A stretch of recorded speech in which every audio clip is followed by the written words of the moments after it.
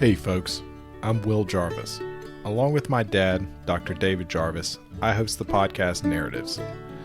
Narratives is a project exploring the ways in which the world is better than it has been, the ways it is worse, and the paths toward making a better, more definite future. I hope you enjoy it.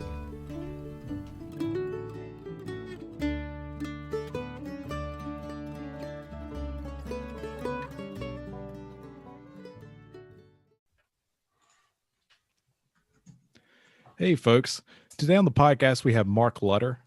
Mark runs a nonprofit, the Charter Cities Institute, which is building the ecosystem for charter cities. Before the Charter Cities Institute, Mark worked as the lead economist for a fund investing in early stage charter cities. Mark has a PhD in econ from George Mason Universities and a BS in math from the University of Maryland College Park. How are you doing today, Mark? Good. Thanks for having me on. Definitely. So I wanted to get started, and just first question we have is what is a charter city and why should we care about them? Sure. So a charter city is a new city with better laws, and we should care because over the long run, the most important determinant of economic outcomes tends to be governance. If you are well governed, you will tend to do relatively well, and if you are poorly governed, you will probably remain relatively impoverished. And the challenge is on a national level, sometimes it can be difficult to do and implement deep reforms. There's a lot of interest groups at national levels, so national level politics tends to be a little bit more stable. However, on a local level, particularly in a greenfield site where there are no constituents, it's possible to implement much more radical reforms that can help create better governance systems that can help create the conditions for economic growth and poverty alleviation. And right now we are in the final urbanization period of urbanization in human history. We have over 75 million new urban residents annually. We passed the 50% mark as a species, I think like 3, 4, or 5 years ago.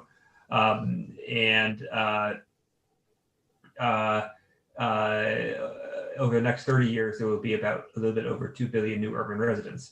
And we have the opportunity to create better urban spaces, both in terms of governance, as well as in terms of physical infrastructure.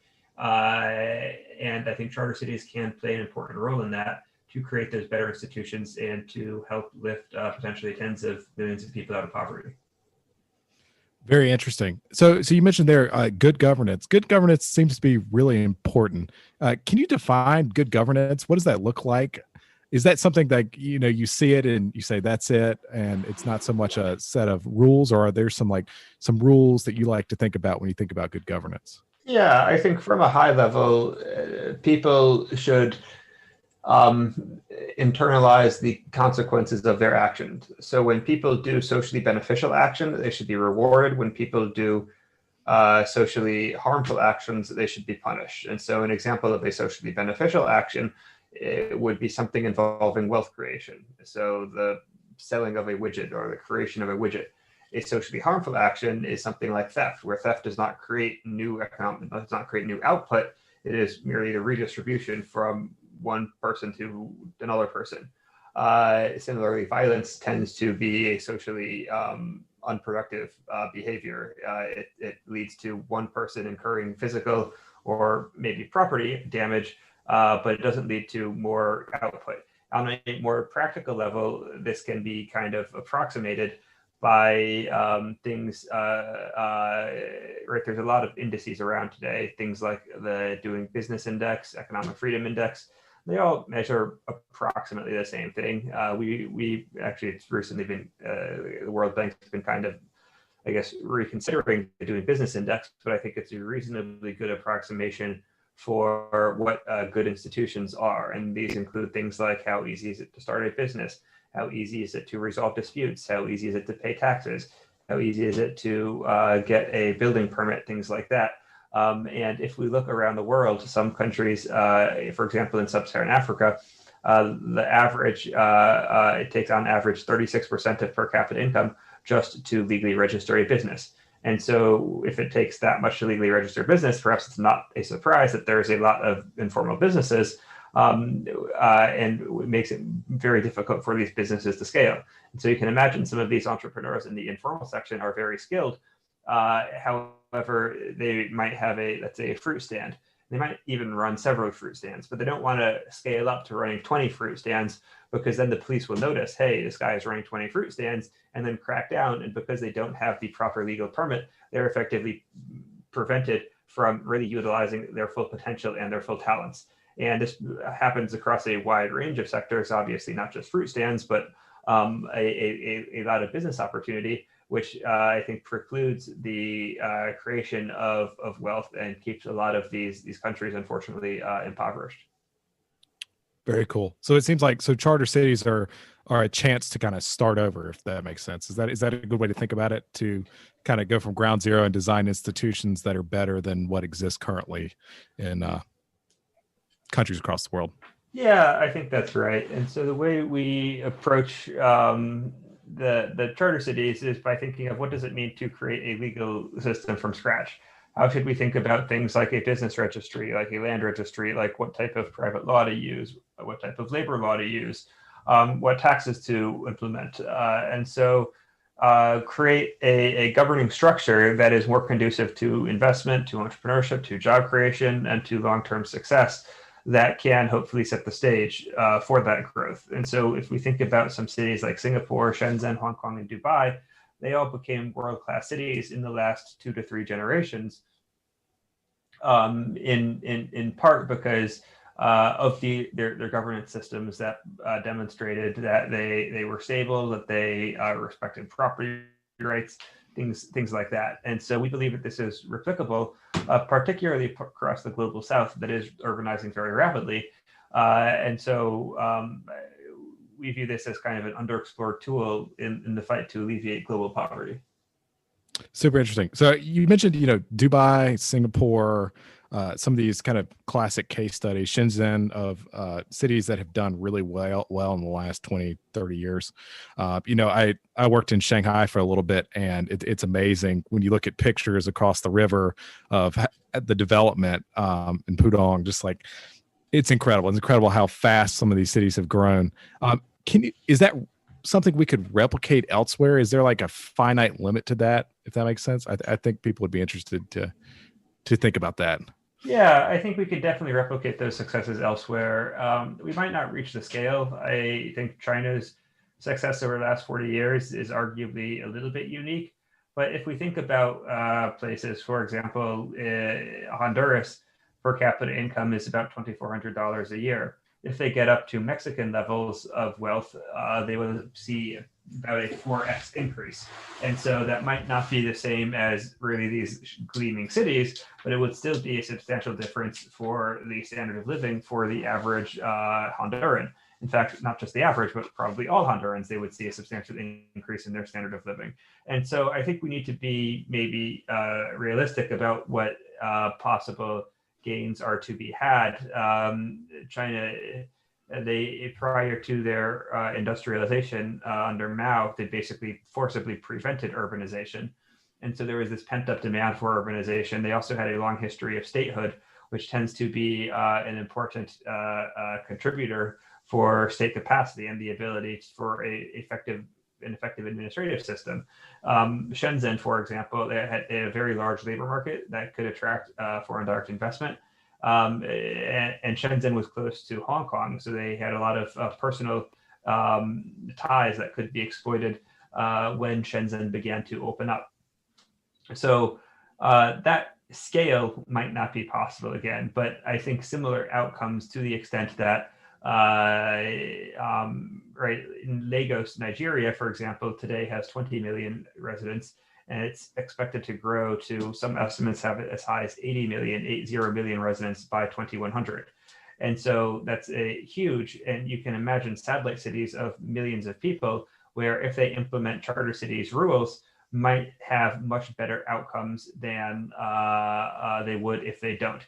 And that might not be like Shenzhen level outcomes, where Shenzhen, I've seen estimates that their per capita income is as high as $50,000 adjusted for purchasing parity power. Maybe that's not possible in Lagos, but maybe they can get up to $10,000. purchasing parity power, which is much, much higher than what the average income is. And so if they can achieve that in a 40-year period, or maybe up to 20,000, right, that is, I think, a huge improvement, and something that is arguably somewhat realistic if they're able to create the right institutional set to allow that type of wealth creation. That makes a lot of sense. We can make people much better off, even if we couldn't get them to the peak, if that makes sense. So I have a quick question here. So why haven't we seen more charter city people try to do charter cities before now? I know you're kind of at the forefront of this, but have they not thought about it? Have they, why is that $20 bill lying on the sidewalk? I guess that's what I'm trying to ask. Yeah, well, having spent a few years working on it, the $20 bill is pretty hard to pick up. It's hard to pick up. Gotcha. So, I mean, Paulstromer, for example, he originated kind of the modern conception of charter cities in 2009. He had an opportunity in Madagascar, an opportunity in Honduras. A lot of interest and attention was generated then, and unfortunately, he wasn't able to really execute on it. And he was a Nobel laureate caliber economist. He has since won the Nobel Prize in economics. But I think it's I would say a number of factors. One, his version was a high income country would act as basically the guarantor or the city administrator in a low income country, and that is politically challenging for a number of reasons. I think a second factor is that the international development community has kind of given up on big ideas. They tend to focus much more heavily on healthcare and health provision, which is quite good. If you look at the life expectancy rates, for example, in emerging markets over the last few decades, they've all gone very high. Infant mortality, for example, has severely dropped. So there have been substantial improvements in health outcomes, largely due to the international development community. But they have just lost interest in these kind of, transformational changes. I think part of it is, right, charter cities require a explicitly political approach.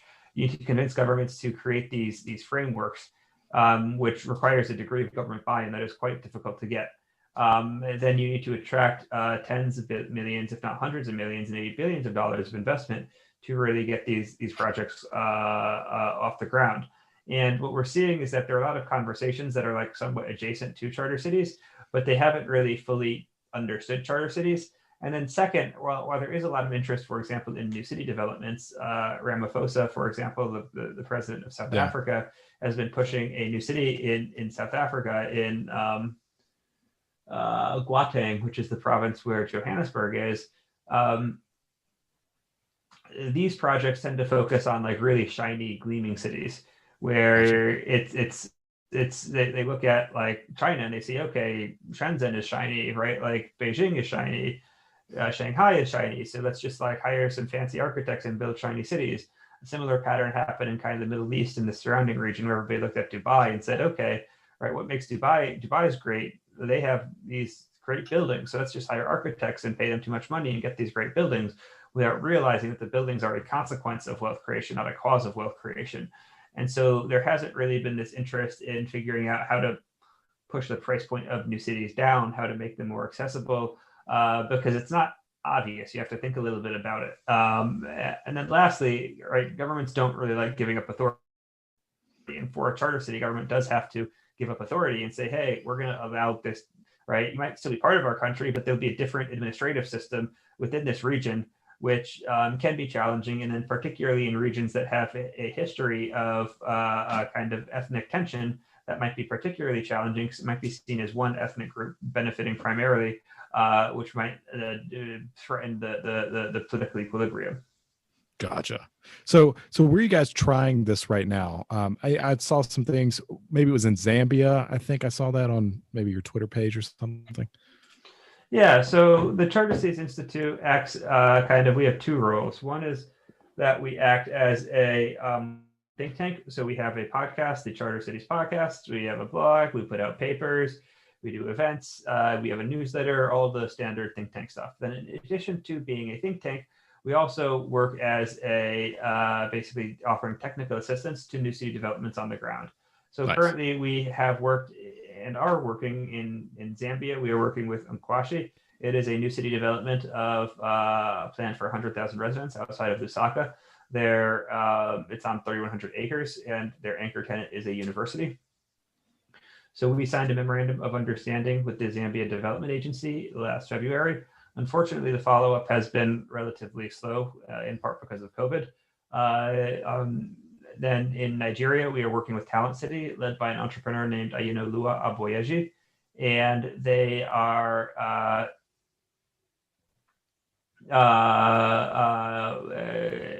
basically leasing a former special economic zone to create a tech hub targeting the Lagos tech sector, which has one of the strongest technology sectors in Africa. We are also working in Nigeria with Enyimba Economic City. They won our Charter Cities Business Plan contest last year, and they have acquired 25,000 acres, which is a little bit under 100 square kilometers, and they have a planned city for 1.5 million residents. They're currently doing their first fundraising round for the phase 1 build out. So we're quite excited about that project. And we've been helping a little bit with a project in Honduras, Ciudad Morazon, which is focusing on creating a small industrial park and some living opportunities in the San Pedro Sula Valley. And there's a handful of other projects that we've also been in conversations with or aware of. And what we see as key to the long-term success of the charter city space is to create this knowledge sharing, is to create a set of best practices, because there are a lot of projects going on. So let's figure out what's working, let's understand what's not working, let's share those experiences and allow for these projects to hopefully scale up and really deliver the change that is necessary and valuable for the residents. Makes sense. So I wanted to move on a little bit. On average and in general, do you think governance has gotten worse over time or gotten better? Well, I guess it depends on what the time frame is. Gotcha.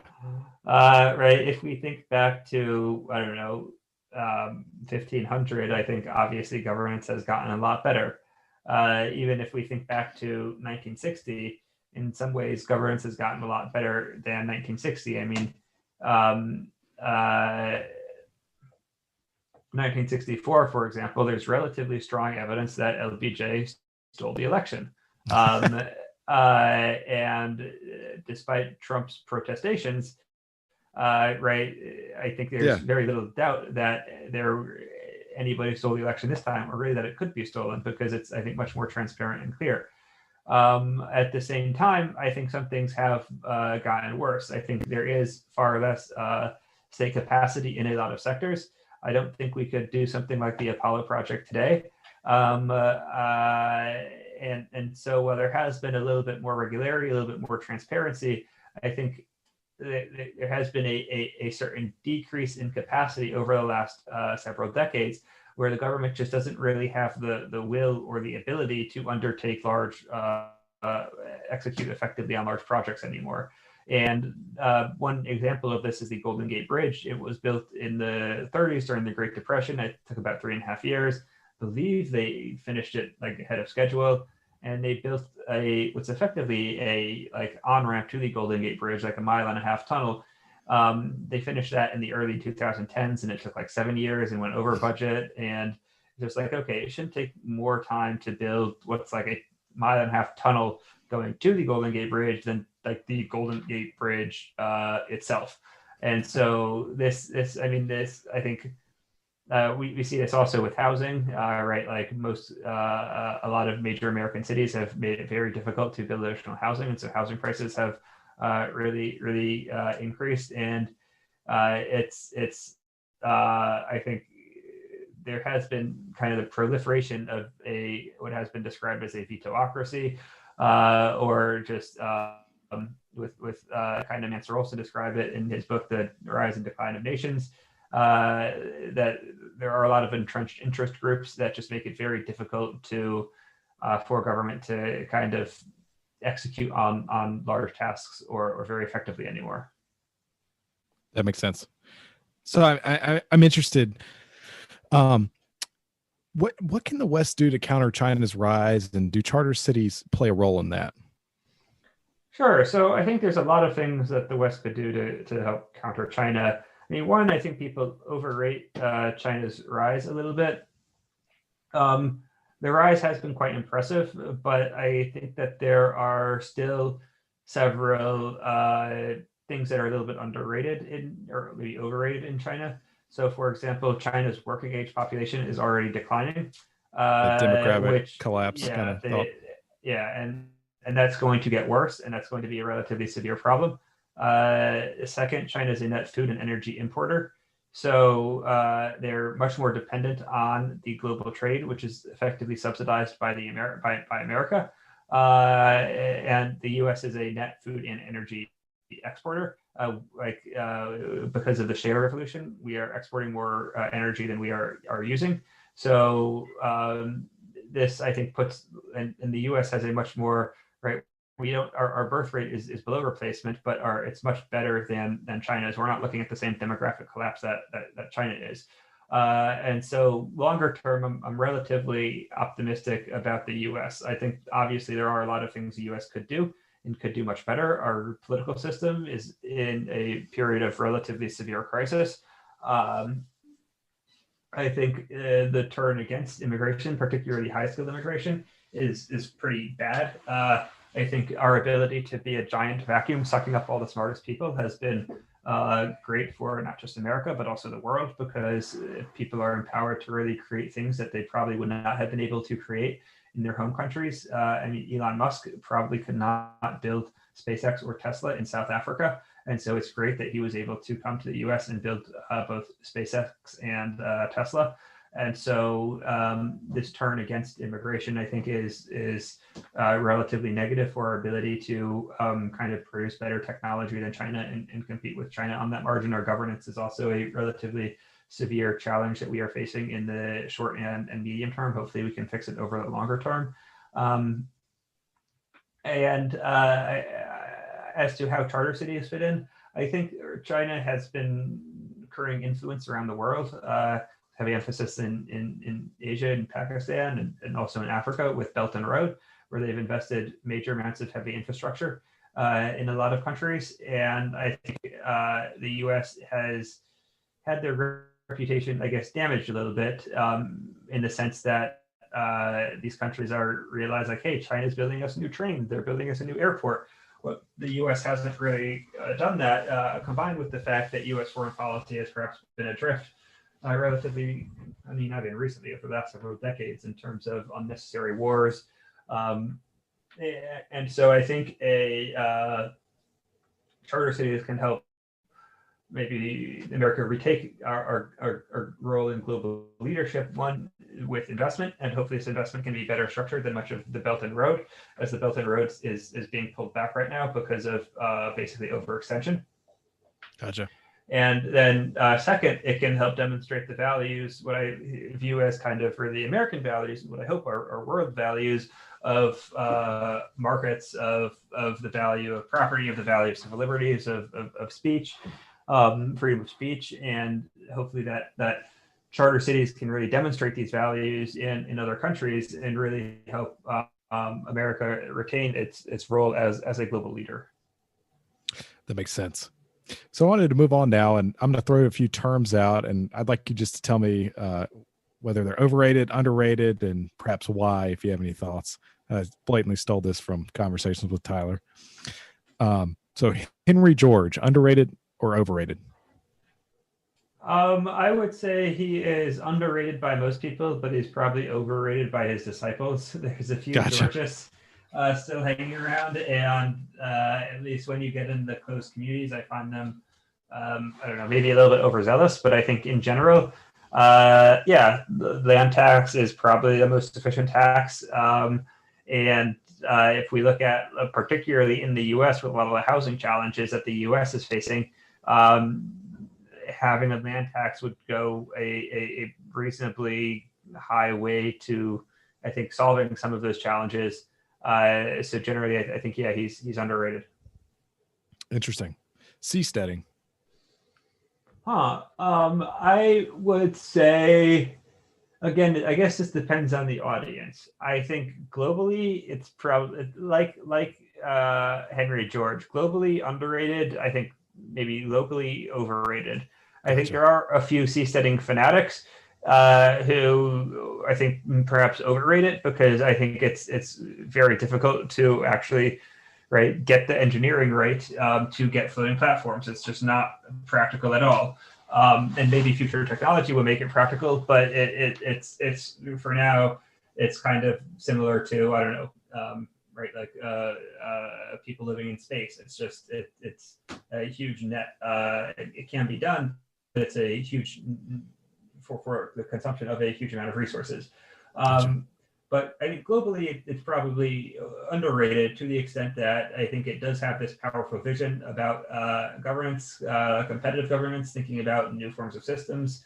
And I think the challenge and what we're hoping to do with the Charter Cities Institute is to figure out how that vision can be kind of translated into something a little bit more real. If we look throughout the history of political philosophy, there's a lot of people, there's a lot of ideas that really promote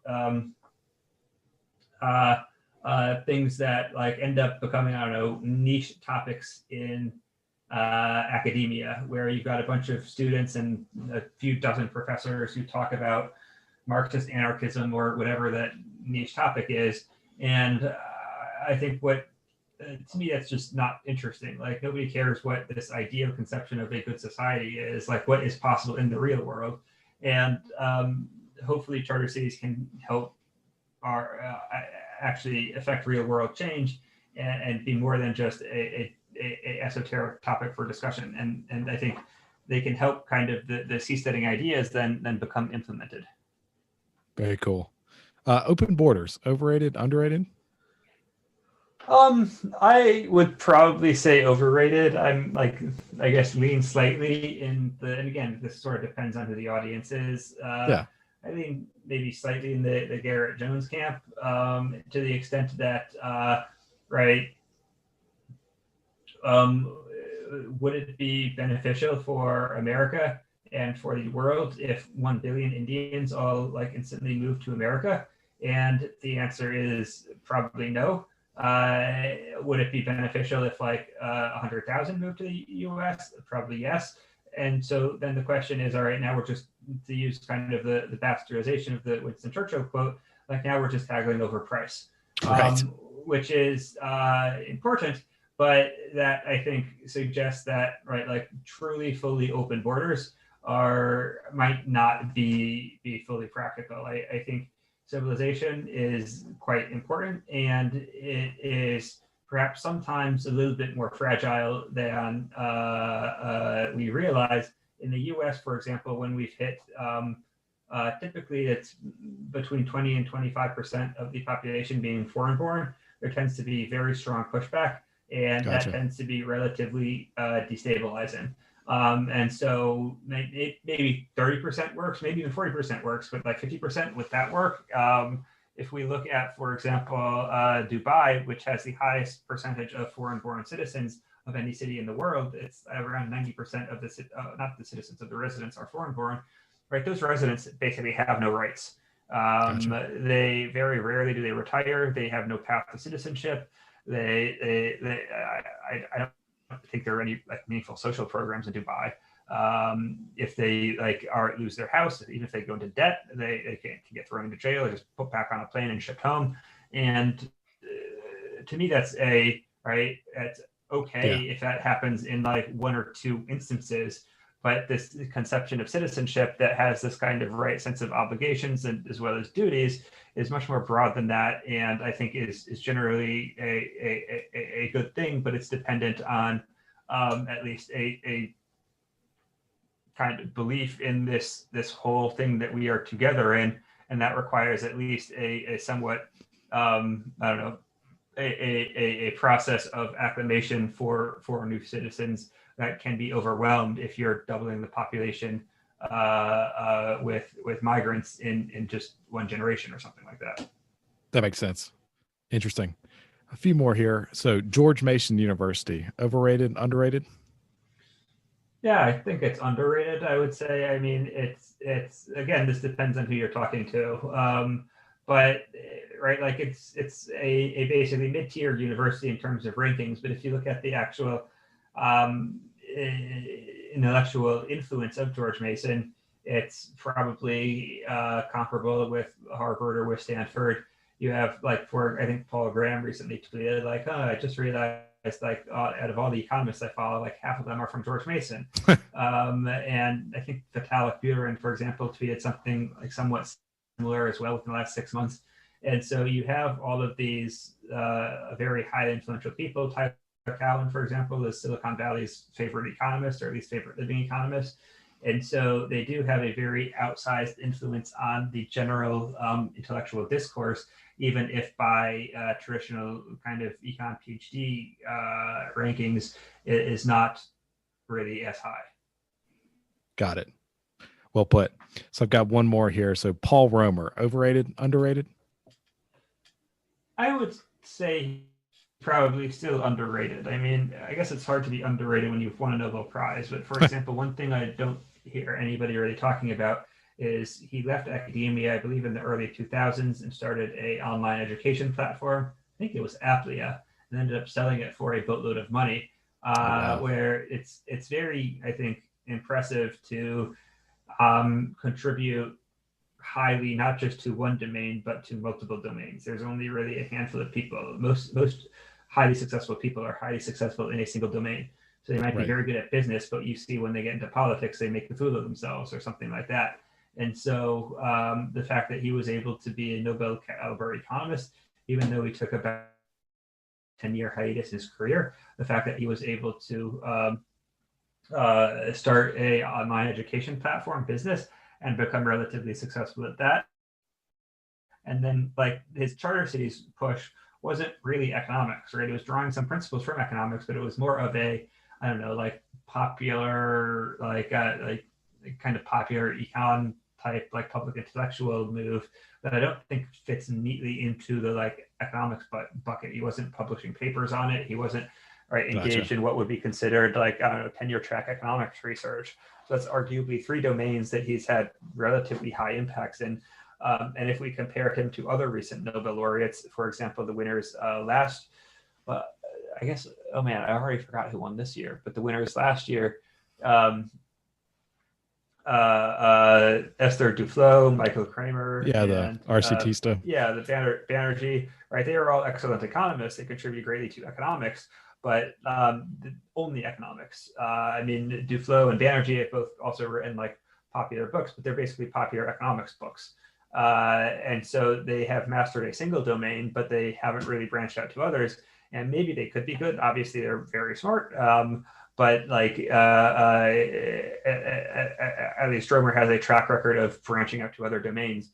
And so that is something that is worth, I think, considering. Very cool. So Mark, where should people find you? Where should they go learn more about charter cities? Anything like that? Sure. So you can go to our website at chartercitiesinstitute.org. You can sign up for our newsletter. I believe it's at the bottom of our website. You can follow me on Twitter. My handle is Mark, M-A-R-K, Lutter, L-U-T-T-E-R. You can follow Charter Cities Institute at City, cci.city. Follow Charter Cities Institute on Facebook, on LinkedIn. We have an Instagram page that is not very active, though hopefully it will be soon. You can check out our podcast, the Charter Cities Podcast, available on all podcast apps. So yeah, we'd love to have you follow and engage. That's great. And I think my dad had one more question about Hong Kong. Is that right, Dad? Well, and I have actually two questions, and the second question is going to be the Hong Kong question, because charter cities are a new concept for me. And so as I read about them, I realized, for instance, in California, 25% of the cities are charter cities, including Los Angeles and Sacramento and San Francisco. Can you give me some historical perspective on charter cities? Sure. So the term charter city is used a little bit differently in how I'm using it than in how I guess California is using it. We are using the term with the Charter Cities Institute to be a new city with different laws from the host country. And so this would be somewhere like Hong Kong, not really anymore, but at least previously, it was one country, two systems, where on Hong Kong, while it was part of China, they operated under common law. They had a very differentiated legal system. In California, it's just used for a different, I haven't fully researched this, but my understanding is it is just used for a different type, like basically a city incorporation that has a small amount of kind of authority that the traditional incorporation wouldn't, but it's more or less similar to a traditional incorporation where, like Hong Kong and China, common law, not common law, that's a pretty big difference. And California, it might be something like they have some quirk that lets them pass taxes a little bit differently than a city that isn't a charter city.